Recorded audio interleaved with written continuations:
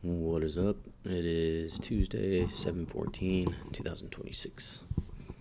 This is the trade of the day that I chose. It wasn't the only trade that I made today. I traded in a eval account that was up 500, and I stopped it there. And then I came over to this PA account and actually got hammered going against the trend. But stepped away for a little bit and then decided that I was going to come back and try to take one more trade. Not a big trade. I didn't choose this trade because the amount of money. I chose it because of the way the setup formed. To me, with my strategy, this is a really solid setup. And so what we have here is we have a flush down from the top, from the highs there. We'll get a small retrace in between that popped up. I thought it was gonna pop up into that top box there, but it didn't. And I actually took a long from that point back up, and then we flushed under the next section. So now I was waiting at this point on the recording. I was waiting for it to come up into that green dot, and it bounces off the trend line here, starts to come up, and I'm waiting for it to get into that green dot that I placed on the chart and the box that I drew on the chart there. There was a moment when I almost took the trade early, but we didn't do it. We didn't have a trend break. I was trying to, predict it, and I'm glad I didn't. Right here is actually when I was thinking about taking it. But if I do that, I know that even though I'm taking, micros, it still opens me up in my account, for a bigger loss than I needed. So I waited till it pushed up into this box, and when it did, looking for a rejection here, and so we get this rejection right here. It starts to come down a little bit, and then I'm thinking like, oh, maybe I should take it here. I'm like, let me wait until it pushes further in. Let's see if it does. And through this, the entire time, we're thinking like, I'm gonna miss the trade, and that's possible, right? It's possible that you're gonna miss the trade, but it's better to wait a little bit longer. Something that I have a lot of trouble with, but in this trade in particular, since my PA account was down, I wanted to wait. And if the trade, if it lost, then at least I executed it correctly. So that was the main thing.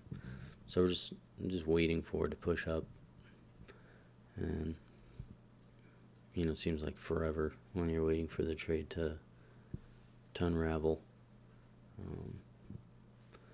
And with my strategy, I'm not trying to find the tops or the bottoms. I've just noticed that in these levels and areas, whether you're using an order block, whether you're using, just a retracement to the top, however it is that you're looking at it, this is my strategy. So as we broke through that trend line, I instantly took the trade that I was waiting for. It went short, and it didn't really look back from there. Kind of just started to drop off. It means people were seeing the same thing that I was.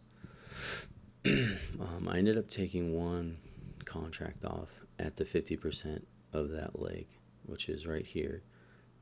I exit the contract just in case it ends up popping, and then I'm just readjusting my two contracts to one now. So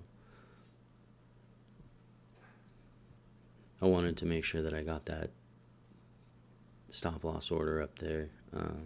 There is news going on, or there was during this, so I did get popped on a few times. I had my stops, but it still pushed through them quite a bit. So now this other dot that I placed, the first one down there, is where I would expect this to reject if it was. And so I basically just placed it there as a reminder, like, hey, this, could lose this trade from here. Everything's going well.